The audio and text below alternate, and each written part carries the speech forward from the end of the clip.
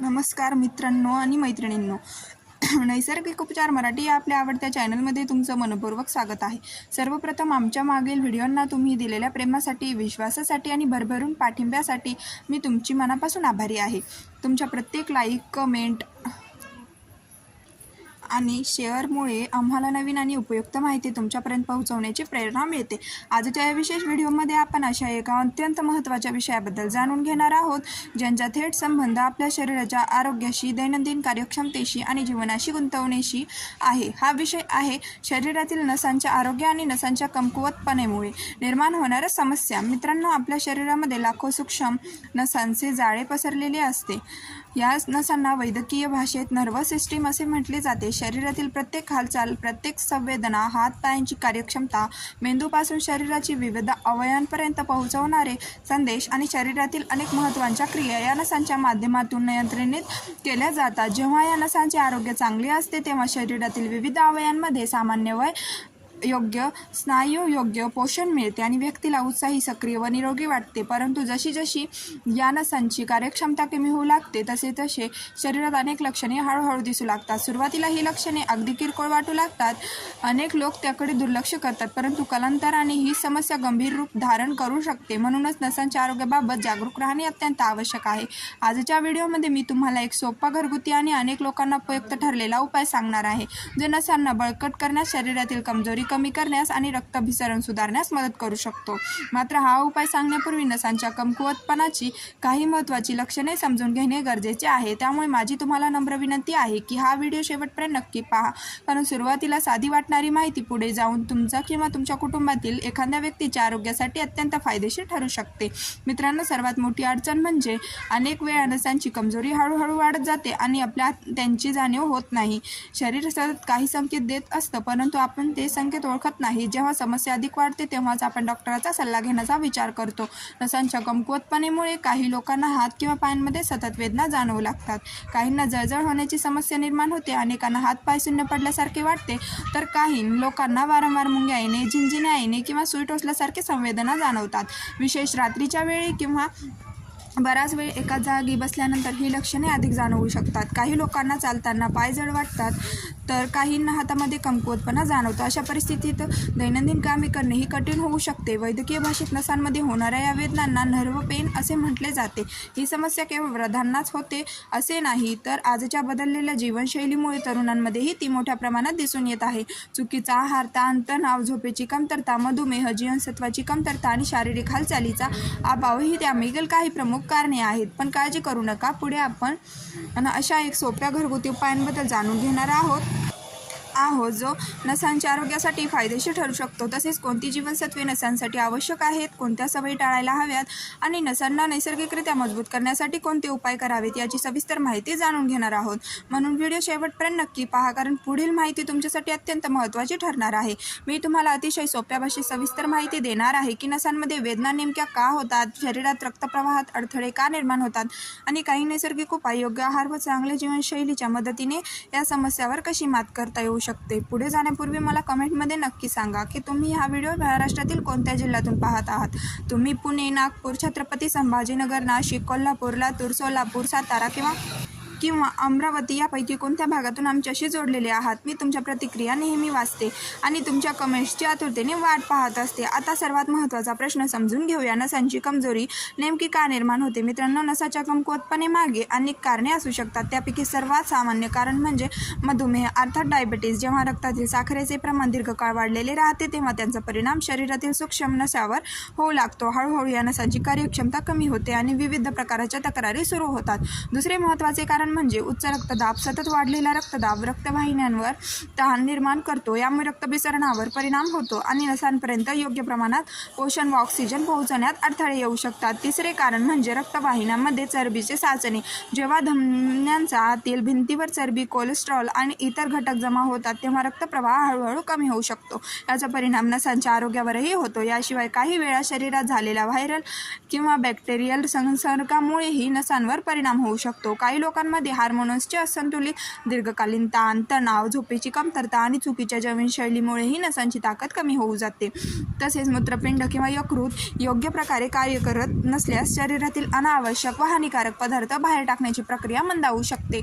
त्यामुळे शरीरात विषारी घटकांचे प्रमाण वाढू शकते आणि त्यांचा परिणाम संपूर्ण आरोग्यासही नसांवरही होऊ शकतो. आता प्रश्न असा आहे की नसांची कमजोरी वाढत असल्याचे आपल्याला कसे ओळखायचे? मित्रांनो, शरीर वेळोवेळी आपल्याला काही संकेत देत असतं, परंतु अनेकदा आपण त्याकडे दुर्लक्ष करतो. सुरुवातीला हात, पाय किंवा वारंवार सुन्न पडू लागतात. काही लोकांना हातांपायांमध्ये मुंग्या येतात किंवा झिंझिण्या जाणवतात. काहींना जळजळ किंवा सुई टोचल्यासारखे संवेदना होतात. बऱ्याच वेळा अचानक उभे राहिल्याने तर डोके हलके वाटते, चक्कर येते किंवा काही क्षणासाठी डोळ्यासमोर अंधुक दिसू लागते. ही लक्षणे रक्तप्रवाहित काही प्रमाणात अडथळा निर्माण होत असल्याचे संकेत असू शकतात. याशिवाय सतत थकवा जाणवणे, कमी करण्याची इच्छा न होणे, शरीरात शक्ती कमी वाटणे आणि किरकोळ काम केल्यानंतरही दमल्यासारखे वाटणे ही देखील काही सामान्य लक्षणे आहेत. काही लोकांना शरीराच्या विविध भागांमध्ये सतत वेदना जाणवतात. काहींना विनाकारण जास्त घाम येतो, तर काहींचा रक्तदाब वारंवार कमी जास्त होत राहतो. विशेष म्हणजे पचन संस्थेवरही याचा परिणाम दिसून येऊ शकतो. वारंवार गॅस होणे, अपचन होणे, पोट फुगल्यासारखे वाटणे, भूक कमी लागणे किंवा खाल्लेले अन्न व्यवस्थित पचत नसल्याची भावना निर्माण होणे अशा समस्या देखील काही लोकांमध्ये दिसून येतात. इतकेच नव्हे तर शरीराची रोगप्रतिकारक क्षमता कमी होऊ शकते. झोप व्यवस्थित लागत नाही, रात्री वारंवार जाग येते. काही लोकांमध्ये अनिद्रेची समस्या वाढते, शरीरात रक्तांची कमतरता जाणवू शकते आणि हृदयाचे ठोके वेगाने जाणवते असल्याची तक्रारही काहीजण करतात. मात्र येथे एक गोष्ट स्पष्ट सांगू इच्छितो, या समस्या दिसत असल्यास स्वतःहून निदान करणे योग्य नाही. आवश्यक असल्यास डॉक्टरांचा सल्ला घेणे अत्यंत महत्त्वाचे आहे. परंतु यासोबतच चांगला आहार, नियमित व्यायाम, योग्य झोप आणि काही नैसर्गिक उपाय शरीराच्या एकूण आरोग्यासाठी उपयुक्त ठरू शकतात. त्याचबरोबर काही योगासन आणि प्राणायाम देखील शरीराला आराम देण्यास मदत करू शकतात. विशेषतः अनुलोम विलोम आणि भस्त्रिका प्राणायाम नियमितपणे केल्यास श्वसनक्रिया सुधारण्यास, मन शांत ठेवण्यास आणि एकूण आरोग्याला आधार मिळू शकतो. तथापि जर शरीराच्या कोणत्याही भागात तीव्र वेदना, सूज किंवा गंभीर समस्या असेल तर त्यावर भागांवर जास्त दाब देणे किंवा जोरात चोळणे टाळावे. काही प्रसंगी हलक्या कोमट पाण्याने किंवा थंड शेकने आराम मिळू शकतो. आता जाणून घेऊया एक पारंपरिक घरगुती पेय जे अनेक घरांमध्ये आरोग्यासाठी वापरले जाते. यासाठी सर्वप्रथम एका स्टीलच्या भांड्यात एक ग्लास पाणी घ्या आणि ते उकळण्यासाठी ठेवा. यानंतर त्यामध्ये थोडीशी दालचिनी घाला. अनेकाच्या मनात प्रश्न असतो की दालचिनीचा तुकडा वापरावा की पावडर. शक्य असल्यास चांगल्या प्रतीचे दालचिनी आणून घरची ताजी पावडर तयार केल्यास तिचा सुगंध आणि गुणवत्ता अधिक चांगली राहू शकते. या दालचिनी पावडरपैकी फक्त 2 चिमूट पाण्यात घाला. यानंतर दुसरा घटक म्हणजे मोठी वेलची, ज्याला काळी वेलची असे म्हटले जाते, ही हलकीशी ठेचून उकळत्या पाण्यात टाका. तिसरा घटक म्हणजे लवंग, 2 ते 3 लवंगा हलक्या ठेचून त्यामध्ये घाला. आता हे सर्व मिश्रण साधारण 1 ते 2 मिनिटे मंद आचेवर उकळू द्या. उकळताना या पदार्थातील सुगंधी आणि नैसर्गिक घटक पाण्यात मिसळून लागतात. यानंतर गॅस बंद करा आणि हे मिश्रण काही वेळ तसेच ठेवून घ्या. पाणी कोमट किंवा सामान्य तापमानाला आल्यावर स्वच्छ गाळणीच्या साहाय्याने तो गाळून घ्या. पुढे या पेयाचा वापर कसा करायचा, कोणत्या वेळी घ्यायचा आणि त्यामध्ये आणखी कोणता महत्त्वाचा घटक मिसळायचा याबद्दल आपण पुढील भागात सविस्तर माहिती जाणून घेणार आहोत. त्यामुळे व्हिडिओ शेवटपर्यंत नक्की पहा. आता या मिश्रणातील शेवटचा आणि अत्यंत महत्त्वाचा घटक कोणता आहे हे जाणून घेऊया. व्हिडिओमध्ये पुढे जाण्याअगोदरचं चॅनलवरती नवीन असाल तर आताच त्यांना चॅनलला सबस्क्राईब करून बेल आयकॉनवरती प्रेस करा, जेणेकरून असेच महत्त्वाचे व्हिडिओ तुम्हाला वेळेवर मिळतील. म्हणून नक्की सबस्क्राईब करा. मित्रांनो, या पेयामध्ये शेवटी आपल्याला गूळ मिसळायचे आहे. साधारण अर्धा इंच एवढा लहान तुकडा गूळ घ्या आणि तो या कोमट मिश्रणामध्ये टाका. काही मिनिटात गुळातील नैसर्गिक गोडवा आणि त्यातील गुणधर्म या पेयात मिसळू लागतील. वर्षापासून केला जात आहे. अनेक लोक गुळाला साखरेपेक्षा अधिक नैसर्गिक पर्याय मानतात. त्यामुळे या पेयाची चवही सुधारते आणि ते पिणे अधिक सोपे होते. मात्र येथे एक महत्त्वाची गोष्ट लक्षात घ्या. जर तुम्हाला मधुमेह असेल किंवा डॉक्टरांनी गोड पदार्थांवर नियंत्रण ठेवण्याचा सल्ला दिला असेल तर गूळ घालणे पूर्णपणे टाळू शकता. या पेयाचा उपयोग गुळांशिवाय केला जाऊ शकतो, त्यामुळे काळजी करण्याची गरज नाही. आता अनेकाच्या मनात प्रश्न येईल की हे पेय घेतल्यानंतर आणखी काही करावे लागते का? होय, एक छोटी पण महत्त्वाची गोष्ट आहे. हे पेय घेतल्यानंतर साधारण 15 मिनिटांनी एक छोटा चम्मच बडीशोप हळूहळू चावून खावी. बडीशोप ही आपल्या पचनसंस्थेसाठी उपयुक्त मानली जाते, त्यामुळे जेवणानंतर बडीशोप खाण्याची सवय अनेक घरांमध्ये आजही आहे. आता या पेयाचे सेवन करण्याची योग्य वेळ जाणून घेऊया. या पेयाचा वापर रात्रीच्या जेवणानंतर साधारण अर्ध्या तासाने करणे अधिक सोयीचे ठरू शकते. त्यानंतर 15 मिनिटांनी बडीशोप खावी. अशा प्रकारे हे पेय आपल्या दैनंदिन दिनचर्या एक भाग बनू शकते. जर तुम्ही हे मिश्रण एका व्यक्तीसाठी बनवत असेल तर मी सांगितलेले प्रमाण पुरेसे आहे, परंतु 2 व्यक्तींसाठी बनवायचे असल्यास सर्व घटकांचे प्रमाण दुप्पट करू शकता. मित्रांनो, येथे एक गोष्ट स्पष्ट सांगणे आवश्यक आहे. कोणतेही घरगुती पेय किंवा उपाय गंभीर आजारावरील उपचारांचा पर्याय नसतो, परंतु संतुलित आहार, योग्य जीवनशैली आणि डॉक्टरांच्या सल्ल्यासोबत काही पारंपरिक घरगुती उपाय पूरक स्वरूपात वापरले जाऊ शकतात. आता जाणून घेऊया ही नसांच्या आरोग्यासाठी आणि शरीराच्या एकूण कार्यक्षमतेसाठी कोणते अन्नपदार्थ आपल्या आहारात असणे फायदेशीर ठरू शकतात.